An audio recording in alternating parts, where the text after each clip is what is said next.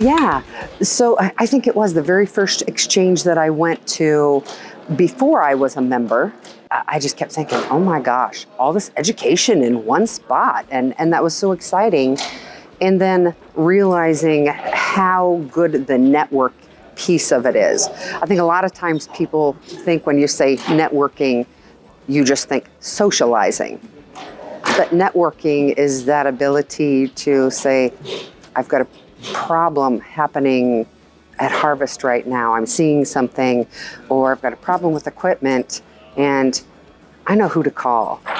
And if they don't have the answer, they can shoot me another answer. You know, have a couple different professors on speed dial. It's like texting them. Who'd thought you could, text a professor at a university? It's like, what do you think of this? I'm sending you a picture. That excites me. We have 4 different tracks. So we have a technology, a safety, an HR, and then we have a sales skills track. Kind of first time this year trying something like that, because we want to make sure it isn't just maybe the maintenance or construction piece of it, but what is there for everybody?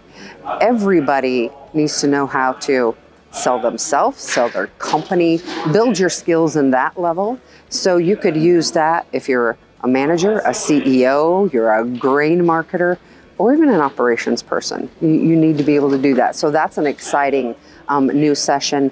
And we want to try to be very deliberate because of the vast array of people that come. We want to be deliberate so that they know, hey, I've got these specific things that I can go to. And, they can plan ahead for it and know who to bring. Especially with the difference in our educational sessions, you can bring a little bit of everybody. Obviously the people on the expo floor and at their booths, you do want somebody that's a decision maker, somebody that's got that checkbook. Hey, come buy my piece of equipment. But somebody that doesn't have the purse strings can also be an influencer. Can stop by and come back and say, hey, this is what I found. We should look into it. Here's a contact. People that want to give some different type of education to their people. This industry has so much knowledge and so many people willing to share. So really, I think the exchange is for any level of person. My favorite thing was really something we tried for the first time, and that was having a keynote speaker for our opening workshop. Sean Ellis talking about how to go from surviving to thriving. Everybody could use a little bit of that, especially after these last few years we've had, and just again, ongoing turmoil that's happening within our industry and the world. How do we make sure that we're making the most of it? And you know what? That was to a packed room, well over 400 people. That's exciting to see first thing on a Sunday morning and see a packed room full of people excited for something like that. The exchange is such a phenomenal event. It's the wow impact. But the heart of our organization is the chapters.